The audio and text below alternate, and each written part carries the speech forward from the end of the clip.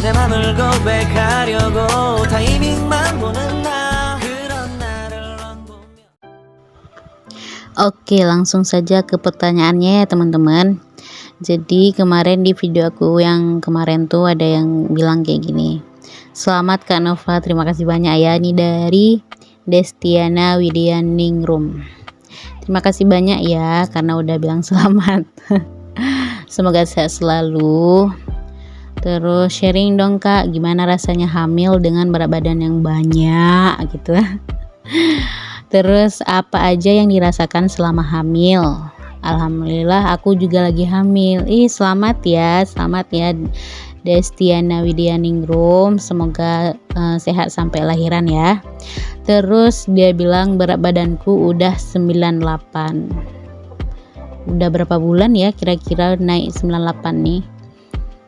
Terus pas hamil awal-awal tuh berat badannya berapa, udah naik berapa kilo nih. Kepo. Terus selama hamil ada keluhan perut bagian atas besar dan keras nggak Kak, kayak gitu. Nah, sebelumnya aku mau jawab dulu masalah masalah ini ya, perut bagian atas besar dan keras enggak gitu ya. Iya, perut aku juga pas hamil tuh bagian atasnya besar dan keras, dan ditambah aku waktu hamil tuh GERD ya, ada lambung, pokoknya asam lambungnya ikut naik juga. Aku makan apa aja tuh langsung perih ya, apa aja, nggak harus aku makan cabai. Misal aku makan makan nasi sama telur dadar terus pakai sayur, itu pun bisa perih juga, padahal nggak ada cabai sama sekali, bisa perih juga karena perut tuh cepet penuh kayak gitu, karena kan ketekan ya sama bayinya kan. Terus emang awal dasarnya perutnya emang udah besar kayak gitu, jadinya pas hamil makin bertambah besar, jadinya ya makin ketekan gitu, makin sakit gitu ya. Jadi pas hamil tuh aku sering banget hampir tiap hari minum obat penyeda pereda asam lambung ya, obat asam lambung yang sirup tuh Sukralfat tuh aku hampir setiap hari minum, sehari bisa 2-3 kali kan memang nggak tahan, perih banget. Aku padahal nggak makan pedes, tapi ya karena itu katanya karena bayinya semakin besar terus menekan perut bagian atas, jadinya asam lambungnya ikut naik kayak gitu. Ya udah gitu ya. Nah, terus yang aku rasain selama hamil juga itu Masya Allah banget ya, berat teman-teman, capek, ngos-ngosan. Aku tuh nggak ngapa-ngapain aja tuh udah capek loh. Aku makan aja tuh capek banget. Habis makan tuh kayak orang baru siap lari tuh, capek banget. Terus aku jalan aja sedikit capek. Kalian bisa lihat deh di videoku yang pas aku hamil, aku bilang udah masuk 8 bulan tuh kayak mana aku ngomong aja tuh udah ngos-ngosan banget teman-teman, bener-bener nggak dibuat-buat, emang capek kayak gitu, ngos-ngosan sendiri kayak gitu. Dan selama hamil juga aku nggak ngapa-ngapain, cuman tidur doang gitu. Sampai misal ada orang lihat kayak gitu dibilang jangan tidur doang kayak gitu, hamil mah nggak boleh tidur doang, harus gerak, harus jalan pagi ya, harus olahraga apa gitu, katanya kayak gitu ah. Tapi ya gimana, aku nggak ngapa-ngapain aja udah capek. Ya udah aku nggak dengerin orang itu, aku istirahat aja. Suami aku juga suruh istirahat, semua kerjaan rumah juga diambil alih mas suami, dari mulai nyapu, ngepel, nyuci baju, nyuci piring, bersihin kamar mandi, pokoknya semua tuh suami aku yang urus. Aku cuman masak doang karena suami aku nggak bisa masak. Ya udah ya kayak gitu, berat banget pokoknya. Hamil dengan keadaan gemuk tuh berat banget teman-teman. Makanya kenapa dokter tuh selalu bilang turunin berat badan. Ya itu tujuannya biar kita tuh nggak nyusahin diri sendiri kayak gitu ya. Bener-bener itu capek banget hamil dalam keadaan gemuk tuh teman-teman. Terus aku tuh selama hamil juga banyak kali pantang, maksudnya jaga makan ya, jaga makan bener-bener, karena aku takut banget selama hamil tuh nanti darah tinggi ya.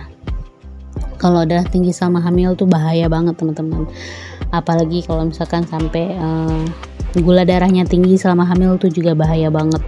Jadi aku bener-bener jaga banget, suami aku juga bener-bener jaga banget gimana caranya aku tuh nggak makan yang manis-manis, nggak minum yang manis-manis, terus nggak makan yang asin-asin, terus produk-produk ultra processed food tuh aku bener-bener nggak sentuh sama sekali. Suami aku juga nggak bakalan beliin sama sekali, walaupun aku bilang kepengen makan mie sekali, nggak dibeliin, bener-bener nggak dibeliin, tapi dibeliin buah, beliin sayur, kacang hijau, ya Allah sampai belenek tuh kacang hijau, tiap hari aku makan tiap kacang hijau tuh.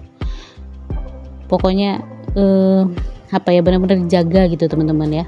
Dan alhamdulillahnya memang aku selama hamil nggak ada bengkak teman-teman, padahal ada kenalan aku juga gitu ya, sama-sama hamil. Dia waktu hamil tuh maksudnya pas awal-awal hamil tuh dia bukan orang gemuk gitu, tapi pas hamil memasuki bulan ke 9, 8, 9 tuh dia udah bengkak, karena dia nggak jaga ya. Aku lihatnya dia nggak jaga, soalnya kayak masih nurutin ini nggak bisa makan muntah, itu nggak bisa makan muntah kayak gitu kan.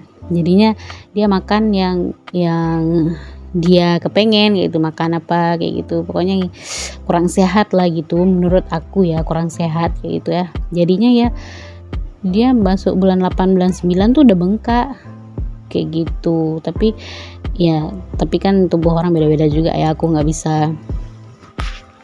bisa menghakimi juga gitu. Tapi ya yang aku lihat ya kayak gitulah, kalau kita nggak jaga ya resiko tuh tetap ada kayak gitu. Dan untuk sama hamil aku tuh naik berat badannya berapa kilo ya, 13 kilo teman-teman. Dari pertama ketahuan hamil tuh udah bulan kedua aku ketahuan hamil di angka 101. Nah begitu pas udah 9 bulan mau melahirkan aku udah di angka 113 kilo. Sebenarnya ya wajar naik segitu, tapi ya kalau bagi aku yang obesitas tuh sebenarnya itu udah lumayan banyak ya naiknya. Sebenarnya dokter nyaraninnya 9 atau 10 kilo gitu ya, tapi aku 13 kilo gitu.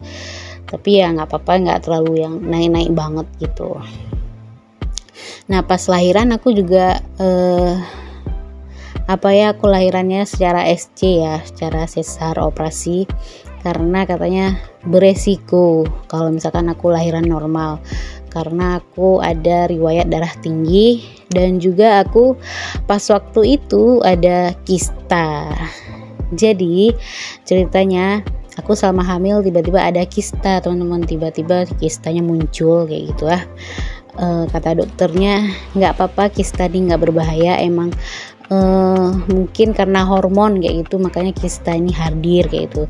Kata dokternya nanti aja kita angkat kista ini sekalian pas SC gitu kan. Tahu-taunya pas operasi sesar nggak bisa diambil kistanya karena perdarahan pas SC itu banyak banget teman-teman. Akhirnya ditunda dulu diambil kistanya. Nah setelah operasi sesar pulang ke rumah, tiba-tiba kistanya pecah di rumah. Seminggu di rumah tuh pecah kistanya. Akhirnya aku balik lagi ke rumah sakit dan operasi yang kedua. Menyiksa banget teman-teman operasi kista yang kedua nih, karena kan baru selesai operasi sesar ya, terus disuntik bius lagi yang di belakang tuh yang kedua kali. Sakit kali teman-teman, trauma banget aku operasi sesar kayak gitu ya. Ya udah teman-teman, kayaknya segitu aja ya.